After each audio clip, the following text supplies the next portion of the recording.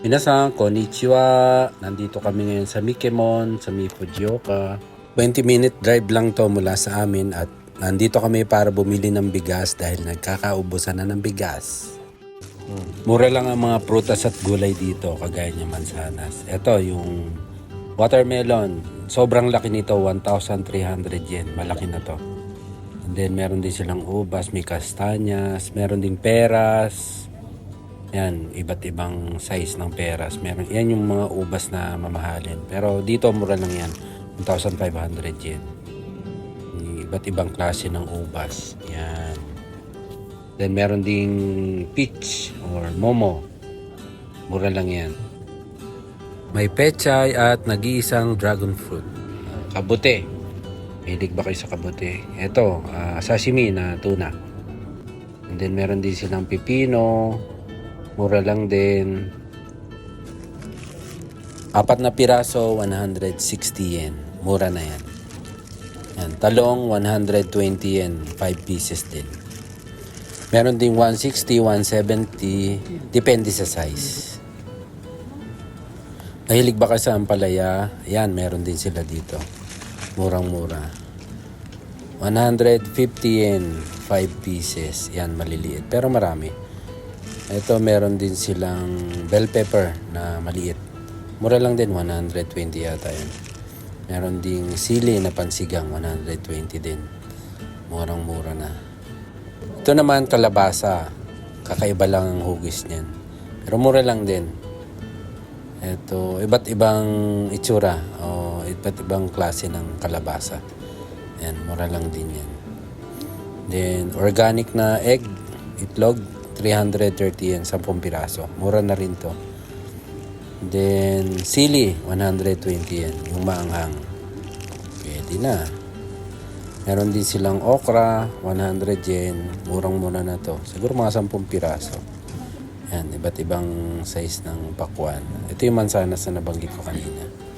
Meron din obento, iba't ibang klase. Ito, tempura. Yan, mura na to. Nasa 400 yen. Pwede na. Ito naman, repolyo, 120 yen. Mura na rin to. Siyempre, may mais, 142 yen ang isang piraso. Saka na kami bibili ng gulay kasi may stock pa naman sa bahay. Kaya ito na lang muna bibili namin.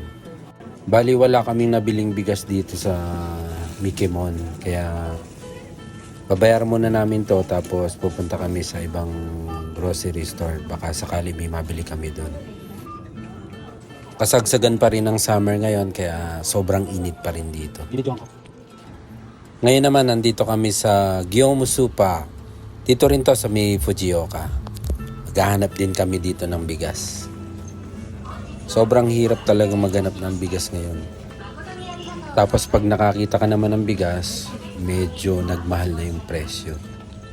Na-inform kasi kami ng friend namin na nagkakaubusan na doon ng bigas. Kaya habang may time pa, maghahanap kami ng mabibili. Kasi paubos na rin yung stock namin sa bahay. Yung ibang kaibigan namin sa ibang lugar pa rin nakabili. 5 kilos nasa 4,000 yen o 5,000 yen na. Meron nga kami nakita online. 10 kilos, 11,000 yen. Ganun na kamahal ang bigas. Sobra. Ito yung lagayan ng bigas dito. Ayan. Wala kami nakita. Wala kami inabutan kahit na isang sako. This time naman, nandito kami sa Don Quixote. Fujioka pa rin. So, dito naman kami maghahanap ng bigas. Sana makabili na kami ng bigas dito kasi ilan lugar na rin yung napuntahan namin. Sadly, ito yung lagayan ng bigas. Wala na rin silang tinda. Kahit maliit na sako. Ayan o. Yun ang presyo nila sa 5 kilos na sa 3,500 yun. Mura na yan.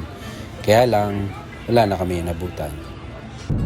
Uwi na muna kami kasi panggabi si Mami. Kailangan na niyang makatulog. Maghahanap na lang kami mamaya sa ibang lugar. So, thank you for watching. Bye-bye.